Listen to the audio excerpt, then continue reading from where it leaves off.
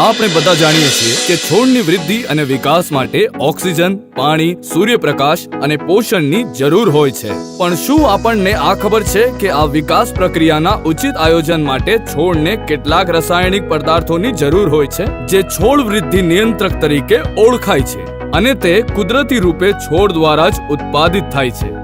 તેમને ફાઇટોહોર્મોન, છોડનો વિકાસ કે છોડના વિકાસ હોર્મોન સ્વરૂપે પણ ઓળખવામાં આવે છે.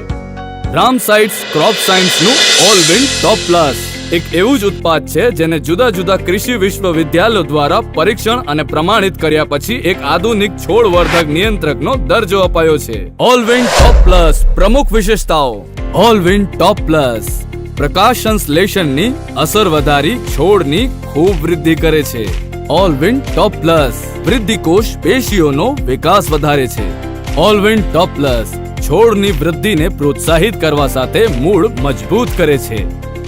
ઓલવિન ટોપ પ્લસ છોડને ઓક્સિન, જીબ્રેલિન,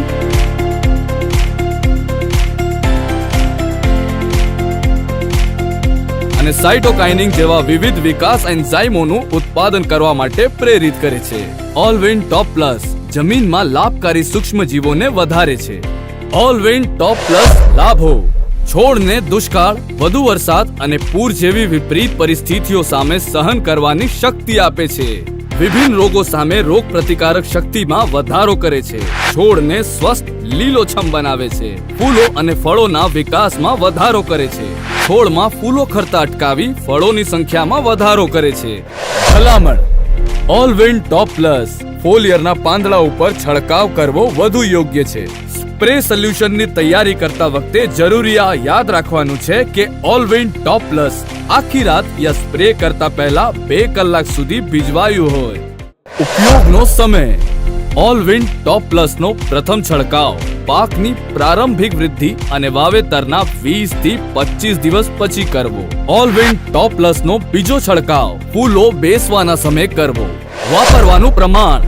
ઓલવિન ટોપ પ્લસ નું પ્રમાણ 1 થી 1.5 ગ્રામ પ્રતિ લીટર પાણીમાં એટલે કે 100 થી 150 ગ્રામ પ્રતિ એકડ કરો. ઉપલબ્ધ પેકેજિંગ. ઓલવિન ટોપ પ્લસ 250 ગ્રામ, 500 ગ્રામ અને 1 કિલોના પેકેજિંગમાં ઉપલબ્ધ છે. તો ખેડૂત ભાઈઓ, હવે રાહ કોની જુઓ છો? આપના પોતાના ખેતરમાં ઓલવિન ટોપ પ્લસ ની જાદુઈ શક્તિઓનો પ્રયોગ કરો અને છોડને સ્વસ્થ અને નિરોગી જીવન આપો.